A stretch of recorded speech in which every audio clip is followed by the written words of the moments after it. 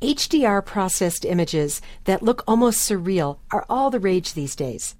There may be times when you don't have multiple images to run through the Merge to HDR Pro dialog box, but you still want to achieve, in a single photo, the look of that special surreal HDR processed image.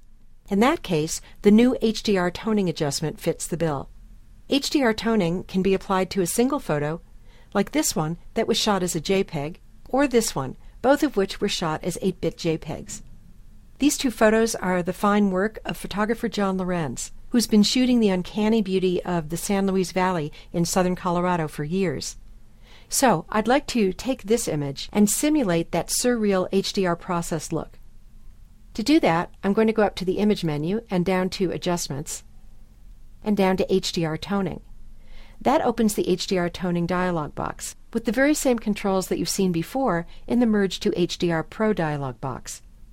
As in that dialog, there are a couple of HDR methods available, but the only one worth working with for the purpose of making a surreal image is local adaptation. So in order to give this image a surreal look, I'm going to move the sliders here. The main slider that I concentrate on for this purpose is the Detail slider. I'm going to drag that slider all the way over to the right to give the image as crunchy a look as I can. That not only sharpens, but it also adds grain, and here and there I've got these glowing light edges, all of which contribute to that surreal look. I'm also going to increase the vibrance and maybe the saturation as well. Let's see what happens when I take the vibrance slider and drag it all the way over to the right. I'm looking for some wild color in this image, and that's brought back some color. I'm going to try to drag the saturation slider to the right also. Maybe not that far, maybe just about there. I like that look. Now I wonder if I can get a little more edge glow to help with that surreal feel. I'll take the radius slider and I'm going to drag it over to the right. And in this particular image, I think that the edge glow is too much. But again, this is just subjective. So I'm going to take the radius back to the left a bit, to about there. And I'll leave the strength where it is. Before I'm done, I will play with the exposure of the image, although I don't know if it's going to help in this case. I might try to lighten a bit. Nope, that's too much. I actually like the exposure almost where it started, right there, so I'll put it back.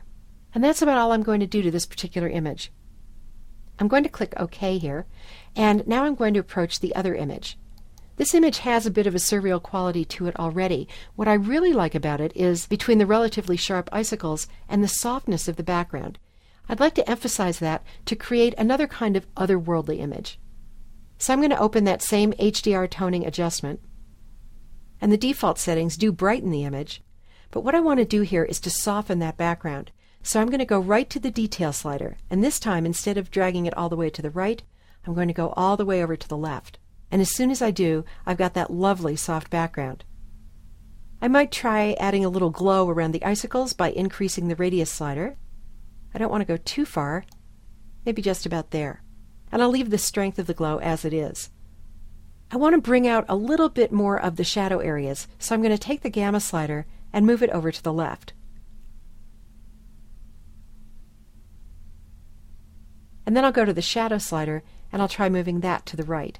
And now I'm able to see a bit more of these mountains here. Let's go a little further. I'll take the Vibrance slider and move it over to the right, but not too much. I really like that soft look and I don't want to ruin that with too much color. So now let's compare how the image was before I made these changes and how it is now. Quite a difference. If you like this particular soft, otherworldly look, you might want to save it as a preset so you can apply it to other images. That can be done from this menu, clicking there and choosing Save Preset. I'll call this Soft Ice, and I'll click Save. And then I'll click OK. And now if I were to go to another image, say back to that surreal image, and brought up the HDR toning adjustment again, I could go to the preset drop-down, and there I'll find the Soft Ice preset that I just saved. And I could apply it to this image as well for a very different look.